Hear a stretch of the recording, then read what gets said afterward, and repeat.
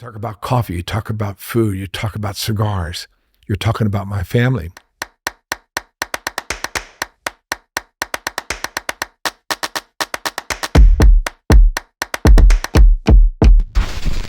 Welcome to Tampa's Table, a culinary journey. I'm Jeff Houck. I'm Vice President of Marketing for the 1905 family of restaurants, and my guest today is Richard Gonzmart, fourth-generation caretaker of the 1905 family of restaurants, which includes Columbia, Eulalie, Goody Goody, Casa Santo Stefano, Cha Cha Coconuts, and Cafe con Leche Ybor City. I hope I got them all. I think so. Okay, good. Well, welcome. Good morning. Great to be with you today. Great to be with you. So, we're talking about a 5-year span since the last cookbook came out for Visit Tampa Bay and the restaurants that were in there. I know you think in 10-year periods as short-term thinking. Sure. Tell me about what the last 5 years have been like in terms of Tampa's development of its restaurant scene. Ever since I started working full-time, I've seen Tampa transform from a mom and pop restaurants to the chains coming in. And now we're going back to the independents. What makes me happy is to see all these new restaurants opening by local individuals and the taste of Tampa Bay. And those restaurants trying to use products that are sourced in this community, or at least in the United States. To a lot more thoughtful inclusion of local ingredients. I say history repeats itself often, and I think history is so important. The history of Tampa and the cuisine of Tampa is what makes Tampa special. Sure. That Cuban sandwich. Well, it's hard to beat that. I always joke about it, but it's true. It's like time travel at the Columbia because that recipe is more than a century old. It was called a mixture, so everybody's very confused about the Cuban sandwich and that Miami invented it. There were really no Cubans till 1958 in Miami, right. But the recipe goes back to 1903. So in terms of the changing landscape in the past 5 years, you've also debuted Casa Santo Stefano in that period of time in November of 20. When you were developing that restaurant, what were some of the considerations you had? Obviously economic, labor, and things like that, but in terms of what story you wanted to tell for Tampa's food history? Well, Casa Santo Stefano wasn't just happen. It's probably a 40-year mission. It goes back to my childhood. My best friend, Vincent Polori, whose family owned Florida Dairy, and eating in his Nana Maria's house, Nano Salvatore, where we'd eat on Sunday. And families gathered around the table. And you ate together and you celebrate everything. So that project, very dear to my heart. So it was a project that took 7, 8 years, maybe 9. 5 trips to Sicily, making connections. Coming back with family recipes from around the area. When you think about the Sicilians, 80% of them came from the village of Santo Stefano Quisquina and Agrigento in Sicily. It's a city that's in the mountains in the central part, so they weren't along the sea, so therefore there was little seafood. Right. To bring in the cheese from the Ferranti family from Santo Stefano Quisquina, the olive, the salt. Even our pasta is imported from Sicily. Different flavor. Well, and I know that in the development of the restaurant, like you talked about going back to Sicily to make connections, there were people that literally insisted on looking you in the eye and shaking your hand before they would make a deal. That's correct. The people with the cheese, when I was talking for about a year and a half, trying to get them approved to ship to the United States, the gentleman calls me, says, "We have a problem. My father says I can't sell you until he meets you." Now, mind you, I'm meeting with a gentleman that's 58 years old. I said, "That's not a problem. We'll catch a plane." And we flew down there and we talked about the stories and how to remember those people. And they know all those families that came from that village and They came to Tampa. So it was very easy. I love doing business in Sicily and in Spain. A handshake is more important than any contract because they hold the word, and we work together. It sounds a lot like the way Tampa used to run. It's the way I do business. I like to know the families. I like to meet with everybody, and I try to work exclusively as much as possible with family-owned businesses. And in terms of the importance of hospitality and food in Tampa, why is it so important to the tourism industry? We're telling a history of a real city, a small village that started back in the 1890s, really when Henry Plant had the vision to bring the rail and the Tampa Bay Hotel. Beautiful, iconic place.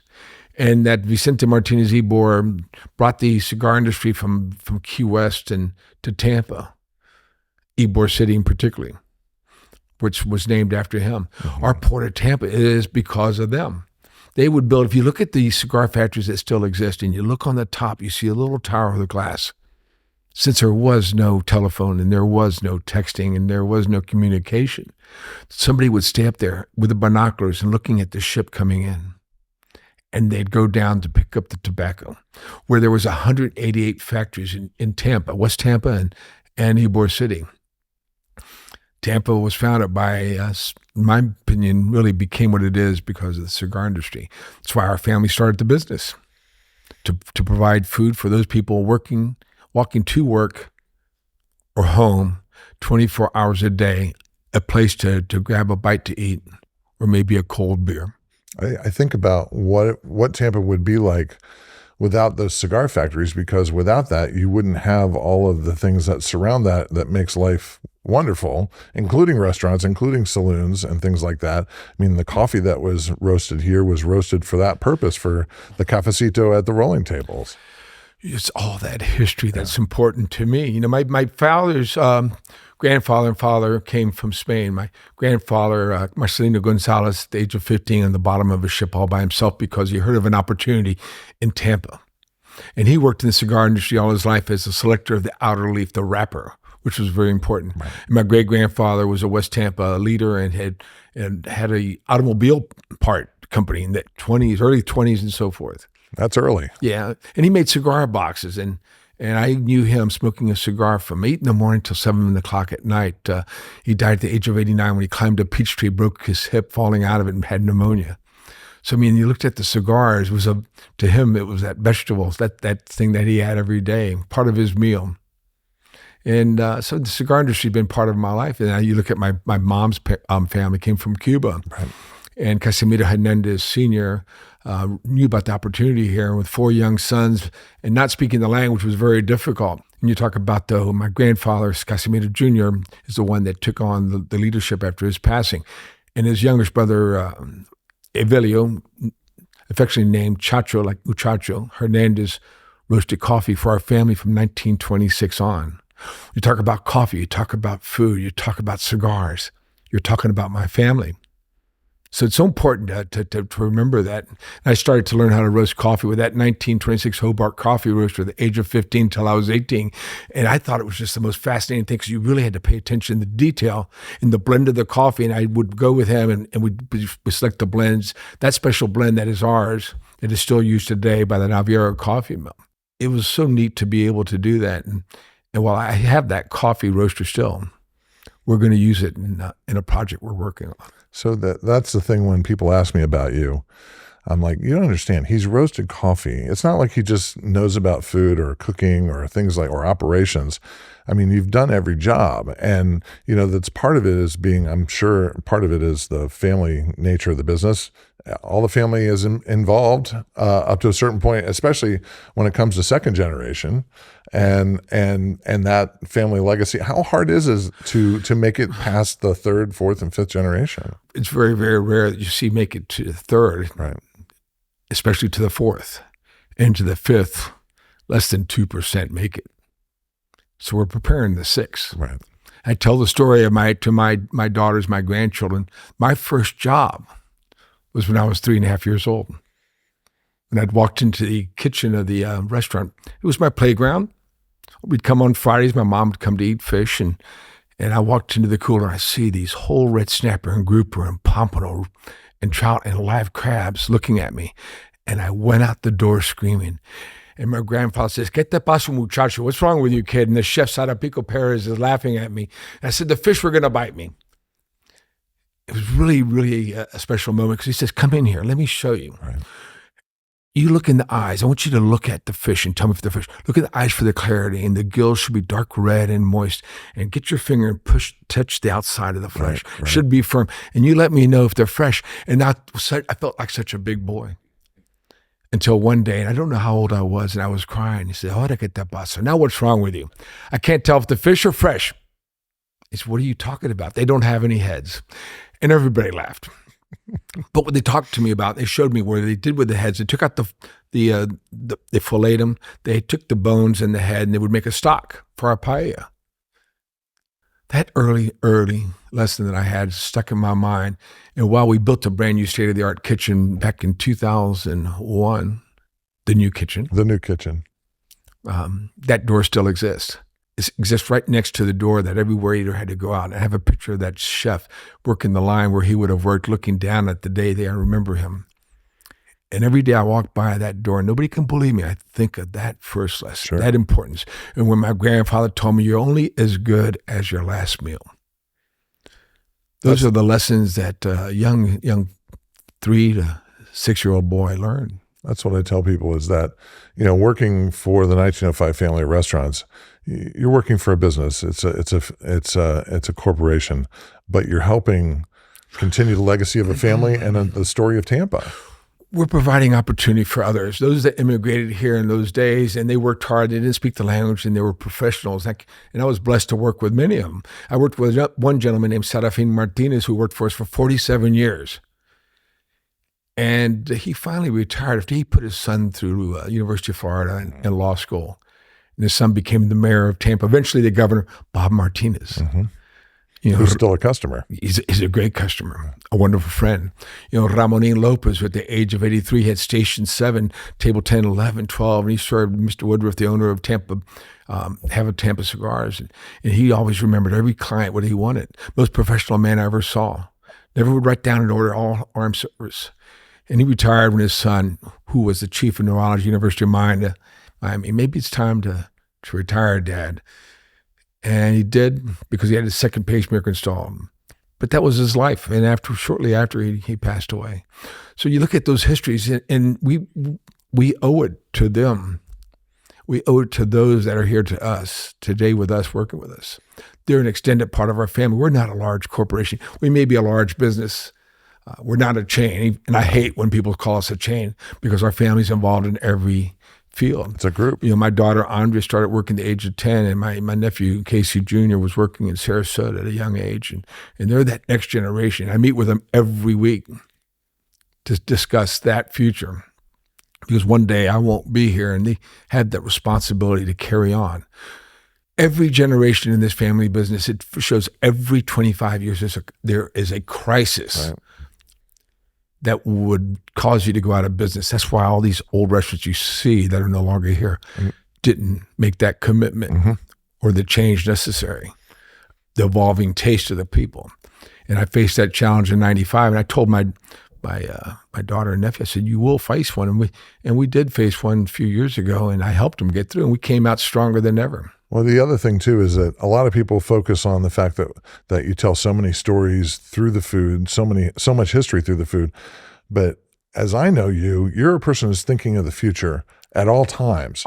And you not in anticipation, but in, okay, where do we want to go from here? What is our path?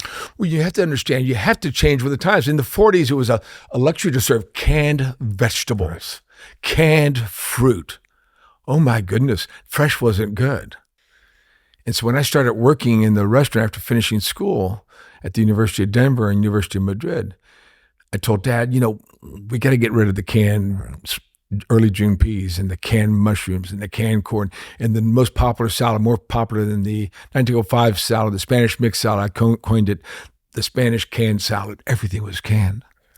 And so I started going to the market on Hillsborough Avenue and buying all the products for the two restaurants and then delivering them myself, loading my truck. First time I went, they said, where's your truck? I said, I can put the top down on my car. And that's how it began. It was changing, and businesses don't evolve and they don't look at what the future is. Every industry does. So what I do every morning is I woke up at 2 this morning. I start scouring to see what stories I might want to read, whether it be about a large retailer that's closed their doors recently or restaurants that didn't survive. It's to learn those mistakes, but then also to learn the successes. The other thing that I know, I'm blessed to know, is that I'll get an email from like 2:30 in the morning, and it's a recipe that you found, and that you're like, oh, we need to try this. And next thing you know, it appears and we try it and we kind of put it in places to where it might fit in. But to be still so passionate about ingredients and flavor and cooking after all this time, where does that come from? Yeah, it from my grandfather, from my mother, seeing her cook at home. So just this morning, I think at 6, I got a delivery of some spice. It was a Japanese spice for a taki. Why would I want that? I saw a recipe. So I was tasting it and I brought it to the office. I don't know what I'd do with it, but trying to find that which might be different. Well, in Tampa, we have to look to see what's happening outside Tampa. I don't want to look at what they're doing here or copy anybody. Right. That's what for. But my travels to Spain, to Italy, throughout Europe, wherever it might be, called me. I was recently in Norway looking at some food and products and ideas I have for my upcoming project coming in hopefully in the near future. How do you stay ahead of everybody? How are you Florida's oldest restaurant? How do you maintain that? We weren't always. Right. But we have to be leaders in our industry. And we're doing so much to try to help the industry understand the importance of training those that work for us to serve those that support us. The other thing too that when you're talking about the excitement level is, people have these grand ideas that restaurateurs only want to do the most, extravagant things. But yet I remember from one of your travels, you came back so excited about a whole chicken and that was prepared on a ship. And yet you were just so, how can we do this? How can we do this? Simple is better. Yeah. This was a ship that Thomas Keller, the famed a chef from California, had a restaurant, and I would go on there every day. And their most noted item there was a rotisserie chicken. I was rotisserie chicken. Come on, get out of town. And after my 4th visit, his visiting chef that works for him was on board, and I ordered that rotisserie chicken. It was like marvelous. I mean, how could something so simple that you see that you might get in a grocery store be so wonderful? It's one that I still, and I wrote to their chef and talking about it, but they brought it out tableside and with all the vegetables underneath had been cooked and they carved it off the bone. There's chicken and then there was that chicken. And I'm determined to create that chicken for another concept we have. When you talk about, I imagine a halo around the chicken, like it's this golden, beautiful, perfect chicken. And I get hungry and I didn't even eat it. I take pictures of all foods. So if you look at my phone for my travels, typically it's 90% food, 10% dogs. Might be higher on dogs. I'm just saying. Maybe higher on dogs, yeah. But it's seeing those because you can't. I mean, although I have a photographic memory, I want to see it. I can taste it. Mm-hmm. I can remember the unique flavors to it. So it's constantly, salt and pepper are my go-to. Garlic always. But to discover new things, visit when doing ukulele, that I traveled from Miami to Peru, going through Central America to go see indigenous tribes, those foods that were still being used that we no longer see here, but to discover that. And this is for the native inspired menu. Yeah, it was. To Peru where I discovered so much, and I'm going back there and taking that same route again for a new concept. That those flavors, those foods that aren't seen. I don't need to do something everybody else is doing. My dad said when it was popular to do black and red fish, so I'm going to put it on the menu of the Columbia. That's a fad. It'll be here and gone. You have to be true to who you are and be a leader and unique in what you do. Just like the chef that came from Spain in 1935, he was a chef to the King of Spain, Francisco Pijuan. He created so many dishes that didn't realize came from the Colombia. So if you know trout a la rusa, trout Russian stock came out of the Colombia. All these dishes that came, the Spanish bean soup didn't exist in Spain. It came up from a cocido madrileño, where they would put all different courses. So when I look at what the people say, we're not Spanish, we're not Cuban. No, because we're the Colombia restaurant. Trip represents a community that came to Tampa and called it home. And still do. Yeah. If you walk through the kitchen at the Columbia, you'll see a sign that says, yes, we can. And I wondered if you could talk about that philosophy and where that came from and how that permeates what we do. Listen, I hate the word no. No, nothing. And sometimes you have to say no to certain things. But, if you want to have the steak sauté with no green peppers, why not? Because everything's made to order. These restaurants that can, it's because they're buying something pre-made or prepackaged and so forth. Whatever you want. You don't want onions, that's fine. Garlic, I can't imagine food without garlic, but we'll do it. So we have that ability to do that, and just whatever the guest wants, to the best of our ability. If we can't, we just have to explain why we can't if we don't have a particular ingredient. I remember the story of the gentleman who came in and wanted Cuban sandwiches, and the server table originally, 60 in the patio. It's not that you remember it or anything. Lucas was the server. It was 1978, and he came over to me. He said, "There's 3 gentlemen that at nighttime want to have Cuban sandwiches, and we shouldn't serve Cuban sandwiches at dinner time." I said, "Well, that's what they feel like eating." "Well, look at the way they're dressed. They're dressed in blue jeans." I said, "Well, they want to be comfortable." "Lucas, you will serve them the Cuban sandwiches." And shortly afterwards, he came back and said, "They want a bottle of Dom Perignon." "Well, you shouldn't serve them the Dom Perignon because they're having Cuban sandwiches." I didn't know the gentleman, but they were coming off their yacht. They'd been fishing. What's the difference? Right. That's a short-term solution. But that was one of those experiences I always use. And Lucas was always happy to serve a Cuban sandwich afterwards. Do you have a favorite flavor of Tampa? Is it guava coffee? Is it Cuban bread? Oh yeah, hard to beat. Cuban bread. When this Moray family had been making our Cuban bread for over 100 years, working with them. And I was 18 years old, and one of my jobs working was to go pick up the bread at the bakery. And it's about a mile and a quarter away, and the bread would come out hot. And I'd pull a loaf out. I'd start eating it. And there was like 3/4 of the loaf gone. And after a month, I told my dad, "I can't do this job anymore. I've gained 10 pounds. But, Cuban bread to me is such a unique thing. And the number one item that we spend money on a monthly basis, people love their Cuban bread. And I'm so determined. We have a video, hopefully they're using it, how to warm Cuban bread and cut it. When I walk through the restaurants, I see where we're slicing the bread and heating it to order. And I see they've cut the end off. I'll take the end to the general manager, the managers. "You have somebody that knew it's here that didn't see the video. What are you talking about?" They cut the best part off. When you're Anglos, you don't like that American loaf at the end. Right. That's the best part. And so when I go through and they see me, it comes in. I know the portion. I take up a little piece. "You're not supposed to cut the end off. You're not supposed to cut it off unless you're going to eat it." Correct.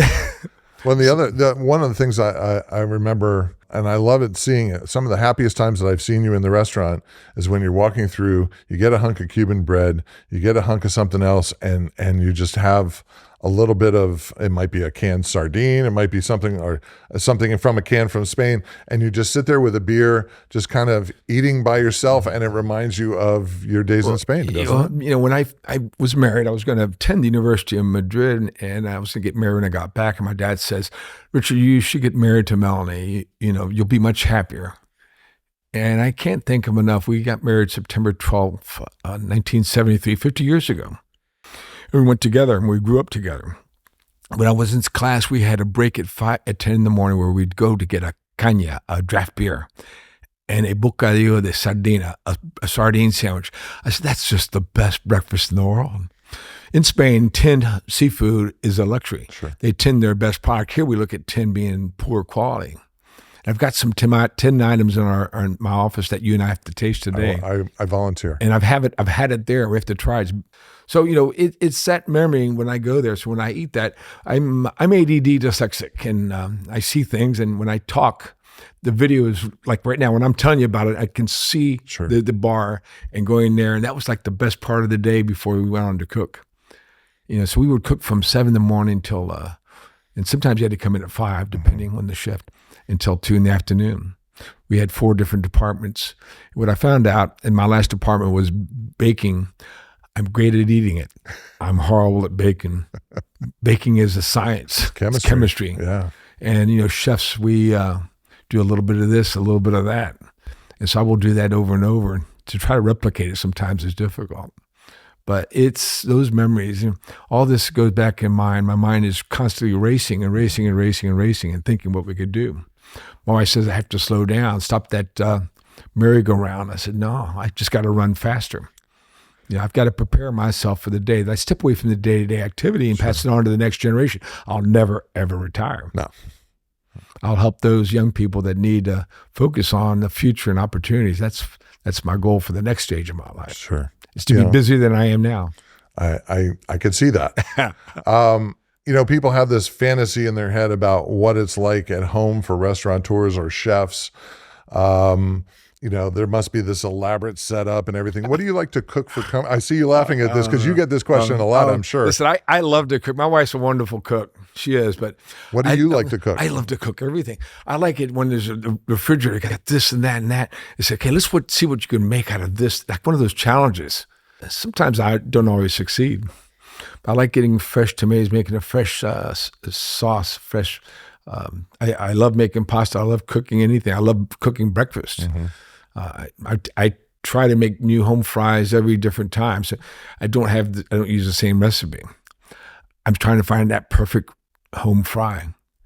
One day I'll find it. One day you'll find it. Not giving up hope. So the cookbook, again, as I said, the new edition has recipes from Colombia, Yaleli, Goody Goody, and Casa Santo Stefano. And from Colombia, it's paella a la Valenciana. Yaleli has the okra fries, Goody Goody, it's the OMG French toast, and Casa Santo Stefano is the Casarecce Rinaldi. The paella seems intimidating to people, but it doesn't have to follow that exact recipe. It's a preparation of the rice. It's really a rice dish. If you go to Spain, you'll be amazed how little bit there is of other ingredients. It's all about rice. And here they'll sit there and say, it's not enough seafood. Oh, my goodness. But it's putting that what you like. Arroz con pollo valenciana is really, really a paella of chicken and yellow rice. Mm-hmm. There's a Cuban method. And when I went to Valencia when I was on our honeymoon, Melanie and I, we went to Valencia, we ordered a paella valenciana, and they served me yellow rice and chicken. And thinking I know everything, I found out I know very little. Right. You didn't order a paella de mariscos. It was chicken yellow rice. But it's a fun dish to do with family. It's a fun dish to do it at home on a Sunday. Don't be so intimidated. The recipe is approachable. French toast was the first dish I ever learned to cook at home when I was a child.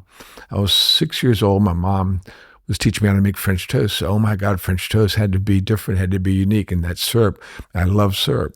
And we use Cuban bread at Goody Goody for the French toast. The Casarecce Rinaldi, say it's not Sicilian, it's not this and that. It was on a trip to Italy one time, and I had it, and I've tried the recipe before, and I demanded that we try this recipe. And one chef said, well, they don't do that in Sicily. I said, listen, we do a lot of things that they don't do in Sicily, but the people that came from Sicily did it here because they adapted. And I was trying it at the inside Casa Santo Stefano off hour when Cesar Rinaldi walks by. He gives tours of to Italy. His family, he lives in San Antonio. Mm-hmm. What's that dish called? I want to order it. I said, well, tell him you want what I have, and so that's why I named it after him. And so it pays to walk past you when you're tasting new things. If you ask me, I'll let you taste with me. And if you're lucky and I'm sampling wines, that's the best time to come try wines. It's sampling. And where I don't drink as much people think, they may go there and they'll see 20 bottles of wine or see 10 bottles of whiskey on there. It takes tasting and learning. Your taste buds can be educated. Have you been surprised about how popular the okra fries are at Yaleli? That was my idea. And I said, nobody's going to want this. And my wife said, because it's slimy. So we're going to do this. I remember trying to convince the chef, everyone, and I'm surprised. I'm still surprised, but I'm still trying to find a better way to slice them. So that's an item I do at home. I'll test along the way. But a lot of the ideas that I come up with sometimes take a little while. But there's one that we're testing, and my team hasn't let me try it yet because they don't want me to get too fired up. But it's something that goes back to what Tampa was. Right. And I can't say it because some restaurateur is going to hear it and put it on the menu. That happens all the time. It does. So I can't wait to try that one. It really reflects on the Native American inspired food. Everything that I'm doing is that Native American inspired food. So we have different dishes that we're going to bring in that are new, unique. I think you have to stay current. You have to refresh. So why not try to prepare something new every day? So something I've not asked anybody that I will ask you, and I haven't prepared you for this, so I apologize. It just came to me. If you could look into the future and send a message, say 25 years from now, if you want to look into that camera and tell somebody in the future what you hope for Tampa's food to be. Well, in 1979, my dad left a business card on a door that we had shuttered. He left the key. He says, I love you very much and miss you. I hope you're well. Love, Dad. I hope in 25 years, my daughter or grandchildren will think what I did is that the Columbia Restaurant Group, 1905 family restaurants, cares about you, those that call Tampa home, because that's what's most important, and those that are visitors. I'm proud of the fact that today the Columbia restaurants, 83% of our visitors are diners or from the Tampa Bay area, when there was a time where we depended on tourists. Tourists is so important for every one of us. That's why we don't have to pay income tax on our state of Florida. Visit Tampa Bay is crucial to the success of Tampa. I'm proud to be a member and proud to support this recipe book. And I look forward to the next time that we introduce some new items on the menu and that the next generation will be here talking with you. I'm proud to be a part of your legacy, and I thank you for inviting me to be a part of it, and thank you for joining us today.